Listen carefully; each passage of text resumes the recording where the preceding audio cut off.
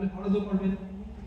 Next জানুয়ারি training করতে বলা হবে, আপনারা ব্যাংক এবং ক্যাশ বুক এগুলো নিয়ে আসবেন, আপনি ট্রেনিং ল্যাপটপ সহ আছে। তাহলে প্র্যাকটিক্যাল এখানে কাজটা করবেন, রিপোর্টিং কাজটা ওনারা এটা প্র্যাকটিক্যাল করা হয় ভালো ব্যবস্থা। আমি পার্সোনালি বলবো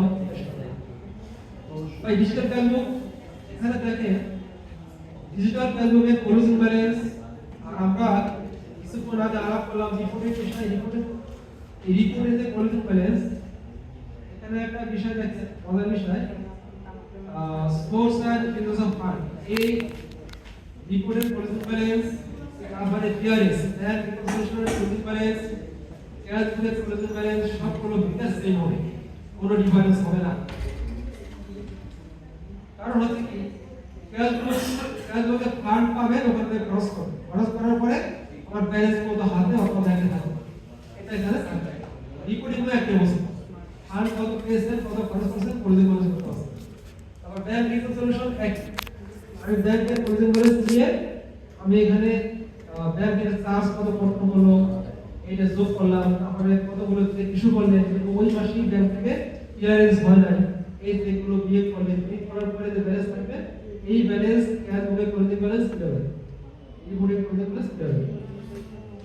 তাহলে ক্যাশ বুক দেখেন, ক্যাশ বুক এখানে একটু কথা জিজ্ঞাসা করি, আমাদের যে ক্রেডিট ইন্টারেস্টটা আসবে সেটা থেকে কি আমরা অ্যাকাউন্ট মেইনটেনেন্স ফি, তারপরে চেক চার্জ, এক্সাক্ট ওইটা ডিডাক্ট এক্সাক্ট, আর বাকিটা চেকে বাকিটা চেকের মাধ্যমে চালানোর মাধ্যমে ব্যাংকে জমা দেবেন, অথবা আপনার যে ব্যাংকে অ্যাকাউন্ট থাকবে ওই ব্যাংকের ম্যানেজার বাবুর একটা চিঠি লিখবেন, ভাই আমার জানুয়ারি থেকে জুন পর্যন্ত টোটাল 9000 টাকা সুদ পেয়েছি, এর মধ্যে চার্জ বিভিন্ন চার্জ কত হয়েছে 2000 টাকা, নিট 10 প্লাস 10 মাইনাস 2 18 টাকা, এই 18 টাকা এই চালানোর মাধ্যমে সরকারি প্রশাসন জমা প্রদান করবো, তো চালানোর প্রতি অত পরিস্থিতি এর মধ্যে নজর রাখবে। তাহলে চেক দেখানো করা কোন কোন জানে সরকারি জমা সুদ সরকারি কোন কোন জমা হবে, এরকম চিঠি লেখলে আপনার চেক দেখা দরকার হবে।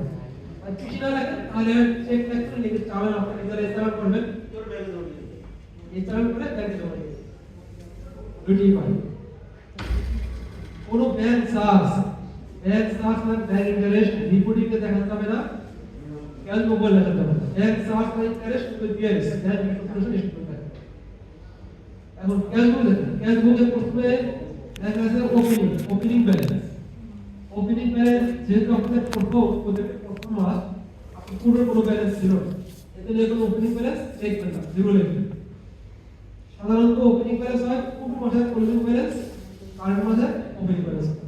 সাপোজ মনে করে জানুয়ারির ওপেনিং ব্যালেন্স হবে ডিসেম্বরের ক্লোজিং ব্যালেন্স, তাহলে আমরা টাকা পেয়েছি ডিসেম্বর মাসে, কাজে পুরো কোনো টাকা পাওয়ার অনেক খরচ হয়, এই জন্য এখানে ডিসেম্বর ওপেনিং ব্যালেন্স 0 টাকা লাগে, টাকা নাই লিখবেন না।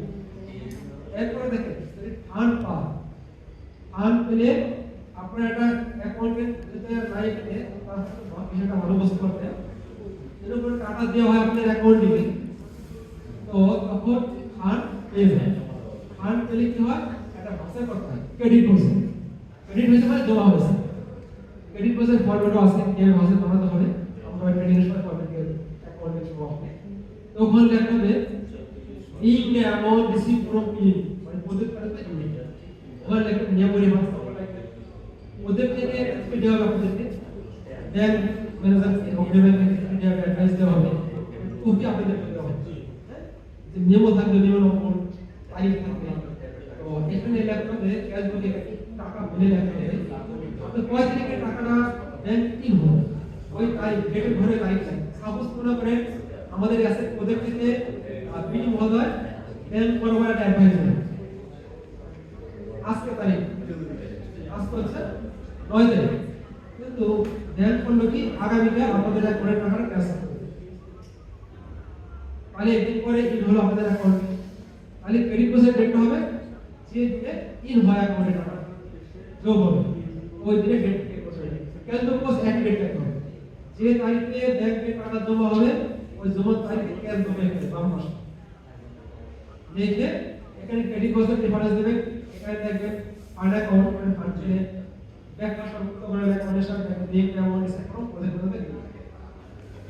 এখন এখানে টাকা পেলে এখানে দুইটা ঘর আছে দেখেন, রিসিভ ডেবিট আর হচ্ছে ক্রেডিট, মানে নিট পেমেন্ট। টাকা যখন কি হবে তখন রিসিভ বা ডেবিট লিখে নেবে,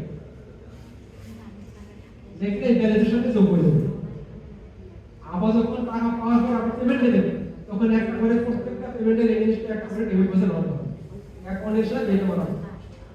ডেবিট পয়সা মানে খরচের পয়সা। যখন পেমেন্ট করবে তখন এই নিট পেমেন্ট ক্রেডিট থেকে টাকা ঢুকে লাগতে হবে। তাই টাকা পেলে ডেবিট থেকে এবং ওটা ব্যালেন্সে যোগ করে দেবে। আর টাকা যখন কোনো বিলের এগেইনস্টে পেমেন্ট করবে, চেক পেমেন্ট করবে, তখন ক্রেডিট থেকে লিখতে হবে ক্যাশ থেকে, এবং ওই ব্যালেন্স থেকে মাইনাস হয়ে যাবে।